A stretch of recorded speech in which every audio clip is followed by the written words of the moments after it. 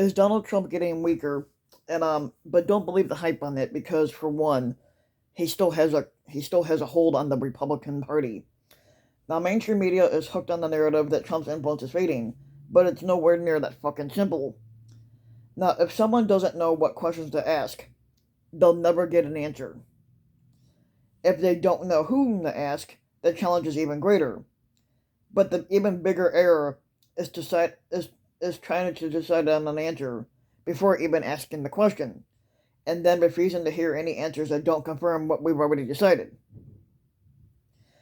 America's political pundits um, and commentators are guilty of all these errors, and many more as they continue to willfully not understand the age of Trump and how it worked, and how America arrived at this democracy crisis.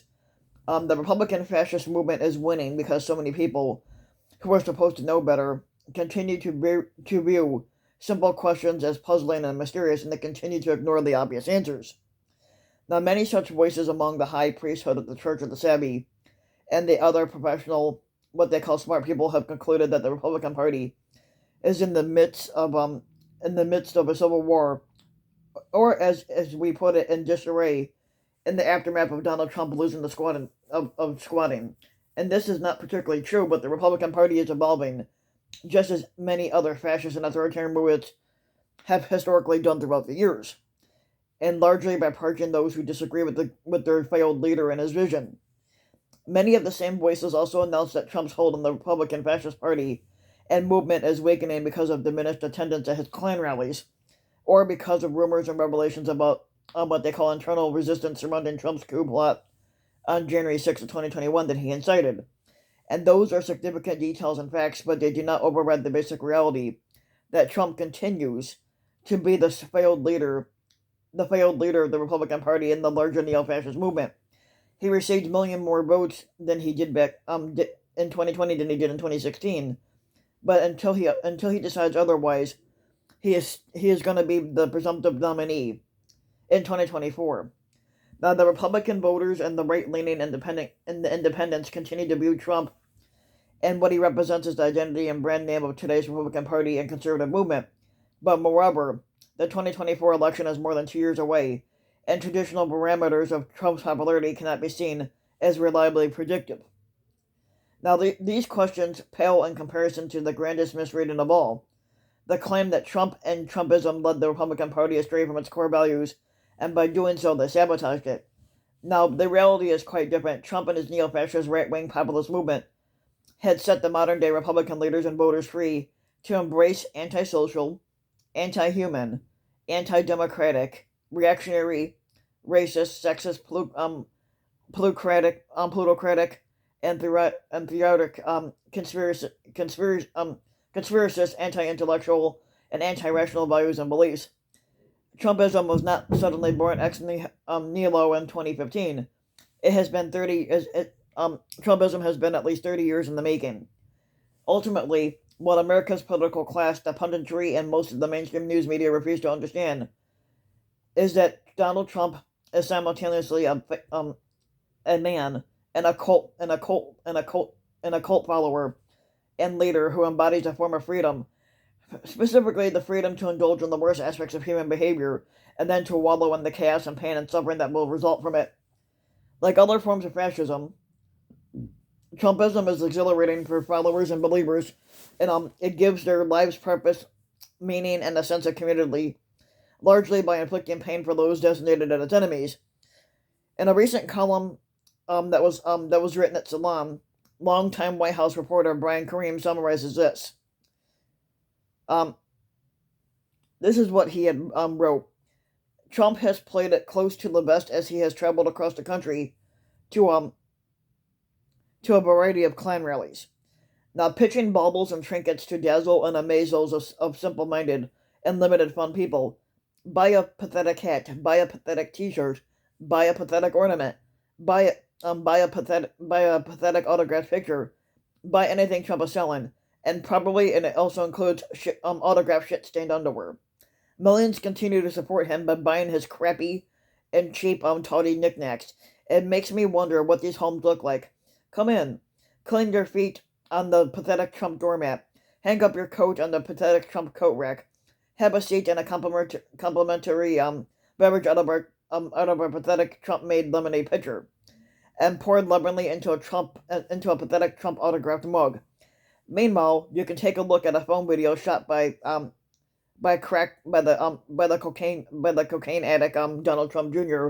inviting you to visit a top secret Klan rally with his father, and gosh, even get to meet his failed father. And what the hell is a top secret Klan rally?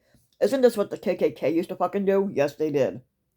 The following observation is no doubt a challenging concept for those still wedded to normal politics and other obsolescent ways of thinking.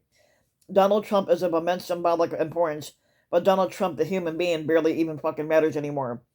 As they have detailed in an earlier essay for Salon, Donald Trump is no longer a mere person, and indeed, to some extent, the human being behind the Trump persona has become irrelevant. In other words, Trump is integral to the American neo-fascist project, but he's also disposable, and he can be replaced as the situation demands. If the only tool you have is a hammer, everything looks like a goddamn nail. And for too many people in America's political class and the news media, especially, the only lens available to interrupt politics is through horse race style coverage, centrism bias, outmoded notions of balance and fairness, questions about who has coattails, and is piling up endorsements, and of course the results of public opinion polls with focus groups. And to acknowledge that these habits and tools no longer have the explanatory power that they once did, and not very long ago, it would be an enormous psychological leap approaching the epistemic collapse. Now, here are 3 examples of how strongly Donald Trump's power endures, and whatever the hope peddlers, professional centrists, and others among the commentariat would like us to believe. 1. The Republican Party announced last week that it would no longer participate in the 2024 presidential debates hosted by the Nonpartisan Commission on Presidential Debates. Now, debates serve an important function in democracy, and as such, they have played a key role in many of the elections that we have witnessed. And they are especially important for helping low information, independent, and relatively apolitical voters decide who they should support. They decide on who to support. Beyond that, participation in the debate signals a commitment to democratic norms and institutions, but debates also reaffirm a shared belief in the principle that truth exists outside of partisanship and ideology. Now, fascists and other authoritarians reject such consensus values, and by rejecting the presidential debates and replacing them with some type of right-wing political propaganda theater, the Republican Party is choosing to protect Donald Trump or his successors from public scrutiny. And Paul Waldman of the Washington Post wrote this in context. Now, the Republican Party has just offered a glimpse of the hell they're going to put the world through in 2024. And what might appear to be a petty argument about the conditions under which general election debates will or won't be held is actually much more. It's also a sign that the Republican strategy will again feature chaotic Trumpian whining that is meant to delegitimize the entire presidential campaign process from start to finish, culminating in an attempt to take back the White House by theft if the voters don't vote their way. Now, let's remember that while Trump performed well in the 2016 primary debates when he was on stage with a collection of empty suits, he did poorly in every one of his debates with Hillary Clinton and Joe Biden. Now, if Trump runs again in 2024, he'll be 78 years old, and the idea that he'll be more disciplined and focused than he was in the past is far-fetched. Everything Americans dislike, everything that Americans hate about him now, would be on a vivid display in a debate before the largest audience the candidates will ever have.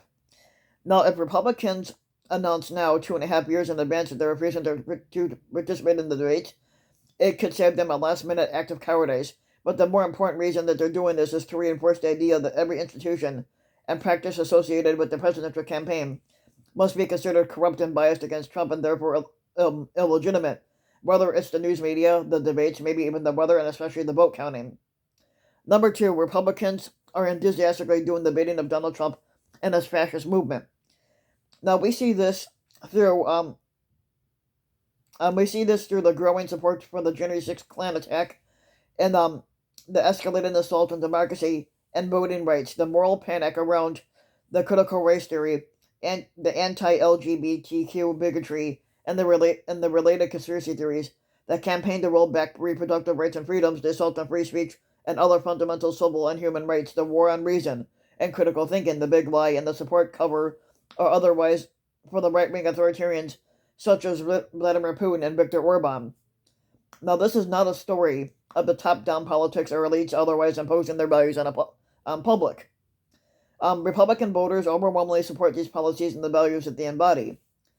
Donald Trump is a failed political entrepreneur, but he understood that many tens of millions of Americans yearn for fascism or some other form of authoritarian rule. Now, number 3. Now, to point this out, Republican leaders and candidates are still enthralled to Trump, which I don't understand why. They must prostrate themselves before him and seek his blessing as a pathway to power. In another article for the New York Times, Shane Goldmacher details how Trump continues to rule the Republican Party and the larger neo-fascist movement from his Mar-a-Lago retreat. Now, for the past 15 months, a parade of supplicants, senators, governors, congressional leaders, and Republican scribers of all stripes have made the trek to pledge their pathetic loyalty and pitch their candidacies. And some have hired Trump advisors, hoping to gain an edge in seeking his endorsement. And some have bought ads that only run on Foe and South Florida. And some bear gifts, others dish dirt. Almost everyone parrots his lie that the 2020 election was stolen, when in reality it wasn't. Working from a large wooden desk reminiscent of the one he used in the Oval Office, Trump has transformed Mar-a-Lago's old bridal suite into a shadow GOP headquarters, amassing more than $120 million. A war chest more than double that of the Republican National Committee itself, and while other past presidents have ceded the political stage, Trump has done the opposite, aggressively pursuing an agenda of vengeance against Republicans who he believes have wronged him, endorsing more than 140 million candidates nationwide and turning the 2022 primaries into a stress test of his continued sway. Now, party leaders have never played the role that Trump is playing, said Roger Stone, an often on-again advisor to Trump since the 1980s, who has been spotted at Mar-a-Lago of late because he can, and he's not bound by the conventional rules of politics. Now, Goldmacher raises the question of whether Trump's big public profile will be a potent turnoff to swing voters in the fall election, which remains to be seen. But in the Republican primaries, there are very few serious candidates who are openly open to breaking the law for him. Now, former Trump advisor Boris Epshteyn says that Trump's conquest of the party has been so complete that even the Randalls are attempting to talk maggot. Now, few see an expiration date on Trump's dominance of the Republican Party, Goldmacher concludes, until and unless he declines to run again in 2024 or is defeated. GOP Chairman Ronna McDaniel has reportedly told Trump that they need him. No, we don't. Is that a portrait of a fascist leader whose power is in decline, with a war chest estimated at 120 million and a right-wing disinformation media machine largely at his command? At this particular moment, Donald Trump is the Republican Party, and the fact that some members of the political and media classes read Goldmacher's story as announcing the end of the Trump era, it only reflects the biased and distorted view of reality that led America to this ugly fucking situation in the first place. But according to traditional Christian theology, the devil's greatest trick was to convince the people of the world that he does not exist, and Trump is perhaps a lesser demon, but do not be fooled by the claim that he is no longer a fucking threat. If America's political elites fall for that trick, it will likely mean the end of the country's democracy as we know it. So if you like the video, give the video a like and subscribe to my channel, RBW King. You can hit the notification bell so that you'll be notified when a new video comes out. And if you want to support my work even further, you could donate to my Patreon link, which you can find in the About section of my YouTube channel, and just for as little as a few bucks a month, you can help the channel go a long way. And thanks for listening.